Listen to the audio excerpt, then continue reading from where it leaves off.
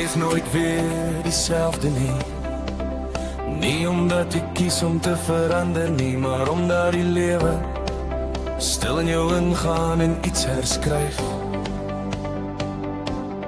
Sonder jou toestemming, elke gebeurtenis, nie net die groot breuke nie, maar ook die klein oomblikke wat niemand sien nie, los 'n spoor.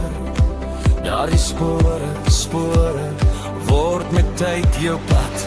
Jy dra dinge wat jy soms nie eens onthou. Hoe, waar en wanneer begin het nie? Dan die reaksies wat vinnig kom.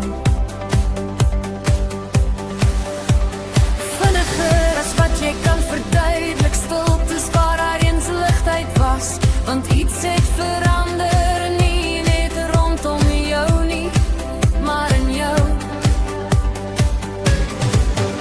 En die moeilikste deel, moeilikste is nie dat jy verander het nie.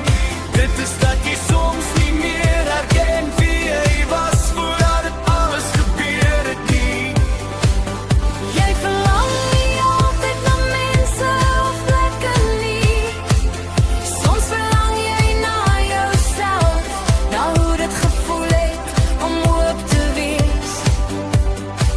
Sonder om jouself te beskerm, om te glo, sonder om te twyfel,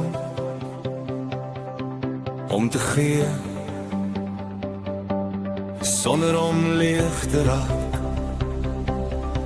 om te lewe, sonder om bang te raak.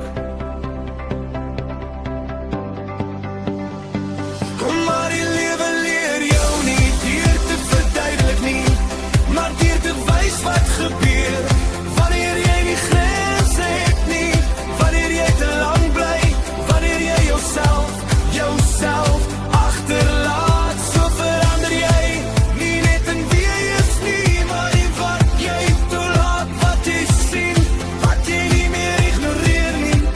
Jy raak skerper, soms stiller, soms moeiliker om te bereik. Nie omdat jy koud geword het nie, maar omdat jy nou weet wat het kos. Wat het kos om oop te wees. Op die verkeerde plek, maar toch iewers. Bydens diep binne in het alles, bly daar 'n kern wat nie verander het nie.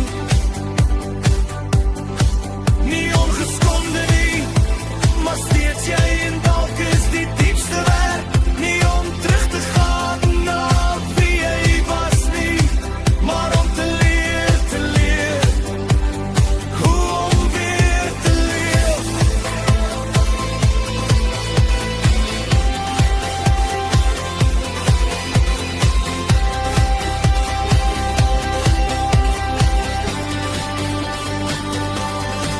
En wie jy nou is, sonder om te verloor wat nog waar is in jou.